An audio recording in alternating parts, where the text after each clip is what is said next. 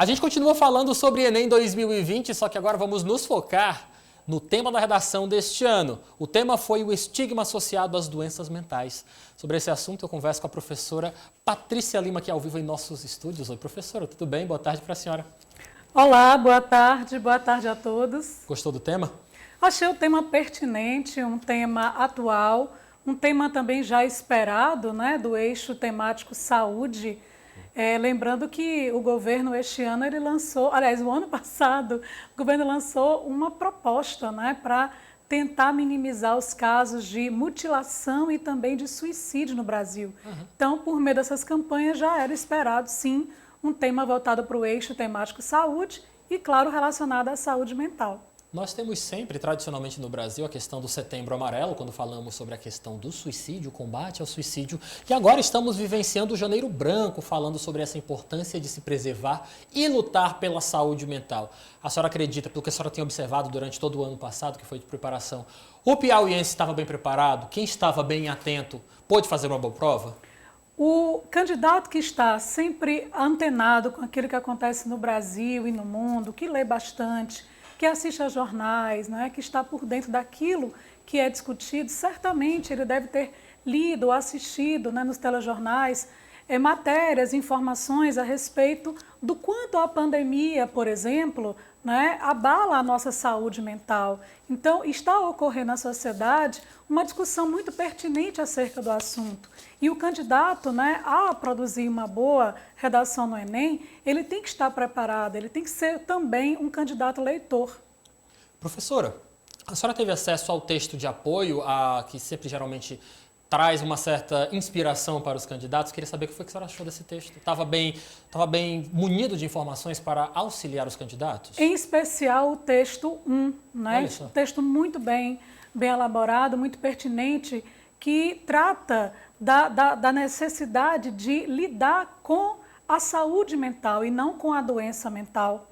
O texto 1 também trazia informações, né, traz informações acerca da necessidade de se pensar que nós não somos felizes, né, o tempo inteiro, em que existem momentos também que nós estamos tristes.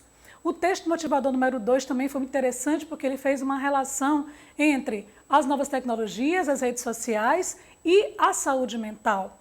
Falou sobre o quanto as redes sociais, o uso das tecnologias, elas influenciam no preconceito, né? Ou seja, no estigma, na estigmatização. Ok? Então dava para realmente viajar e fazer um bom texto com base nesses dois textos. Dava para viajar, dava para fazer, sim, um bom texto, fazer inter-relações, né?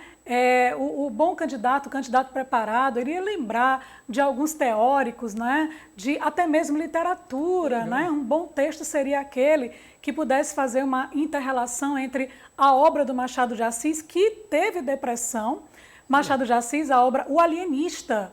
O personagem principal de O Alienista, Simão Bacamarte, né, ele cria a Casa Verde e ele envia para a Casa Verde aquelas pessoas que ele considerava como loucos, representando assim a estigmatização, o estigma, né, da loucura. A senhora também deu uma olhada na prova de línguas, professora? A senhora realmente dá para fazer alguma análise para a gente acerca da prova? A prova, eu confesso que não fiz uma análise muito aprofundada, né, devido às inúmeras, né, mensagens recebidas acerca do tema da redação, mas é uma prova pertinente àquilo que já era costumeiro no Enem, porém considerada por alguns alunos, né, muito longa, muito extensa. Mais uma prova interpretativa, com questões que trouxeram, inclusive, referências ao Neymar, referências a um funk, né? O funk do Butantã, o Bumbum Tantã, que está fazendo tanto sucesso, né? E que a garotada, né? Os jovens aí se identificam com essas questões. Então, a prova de linguagens, ela estava dentro daquilo que já era esperado, sim.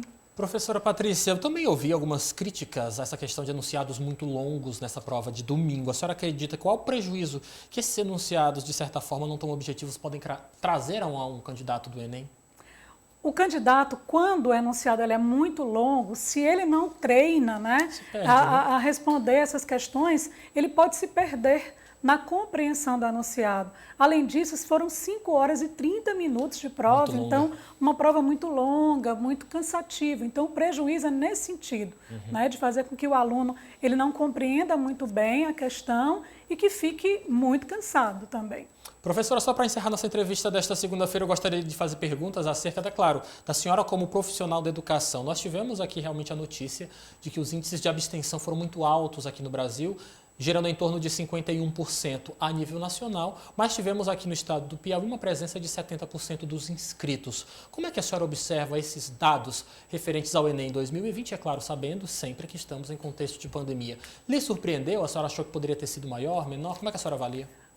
Bem, o Piauí ele já tem, né, uma tendência a sempre valorizar muito a educação, né, e a participação no Enem.